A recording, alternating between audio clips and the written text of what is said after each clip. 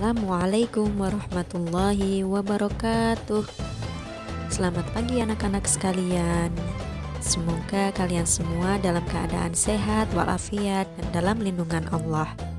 Alhamdulillah, setelah sekian hari kita berlibur, kali ini kita akan belajar kembali, yaitu dengan materi fikih. Dan materi pada pagi hari ini yaitu tentang tata cara berwudu. Apa sih wudu itu? Wudu adalah tata cara menyucikan diri sebelum sholat. Mengapa kita harus berwudu sebelum sholat? Karena wudu merupakan salah satu syarat sah sholat. Jadi wudu harus dilakukan dengan benar agar sholat kita diterima Allah Subhanahu wa Ta'ala. Setiap muslim yang akan melaksanakan sholat diwajibkan berwudu dahulu.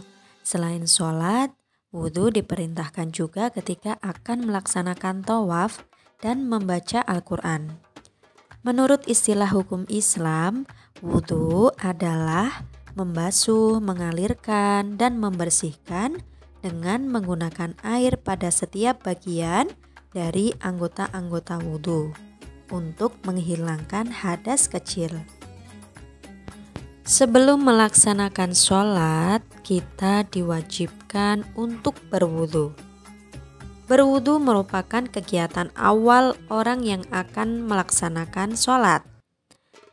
Adapun syarat wudu yang harus kita penuhi ketika berwudu diantaranya adalah: yang pertama, beragama Islam; yang kedua, baligh; yang ketiga, berakal sehat; yang keempat, ada air suci yang menyucikan; yang kelima, mengetahui wajib dan sunnahnya wudu; yang keenam, tidak ada penghalang sampainya air ke kulit seperti cat, aspal, getah, atau cat kuku. Rukun wudu adalah perbuatan yang harus dikerjakan ketika berwudu. Rukun wudu tidak boleh ditinggalkan ya. Semua rukun wudu harus dikerjakan. Rukun wudu ada 6. Yang pertama adalah berniat.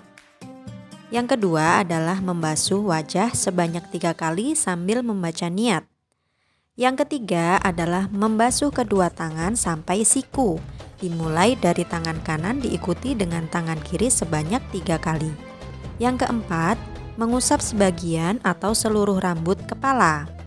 Yang kelima, membasuh kedua kaki sampai mata kaki dengan membasuh bagian punggung dan telapak kaki sebanyak 3 kali. Yang keenam, dilakukan secara tertib atau berurutan.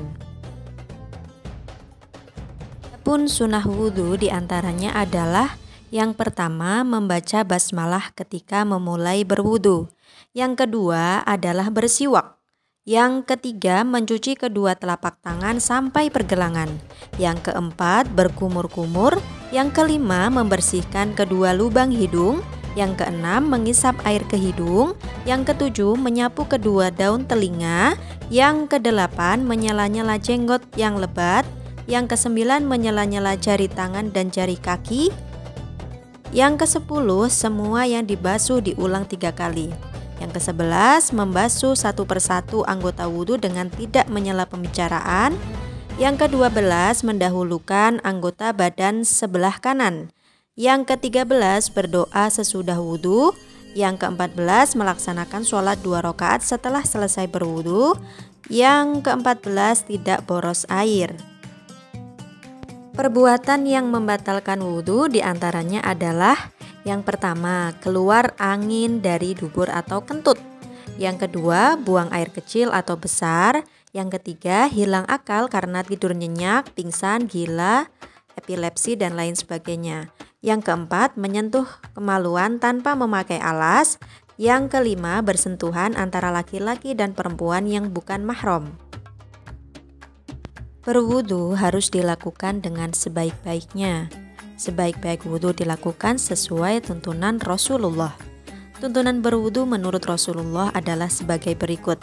Yang pertama adalah berdoa sebelum berwudu.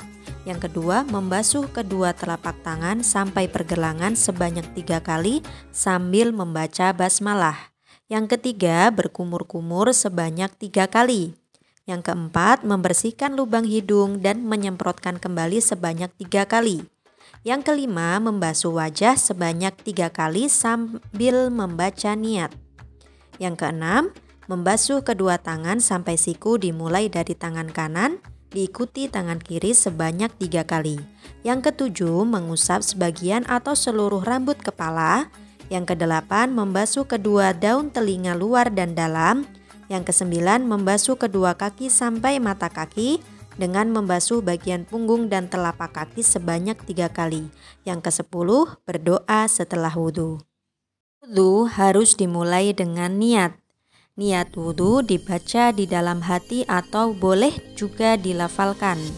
Niat wudhu adalah nawaitul wudhu'a li raf'il hadatsil asghari fardhol lillahi ta'ala. Setelah melaksanakan wudhu, disunahkan membaca doa setelah berwudhu.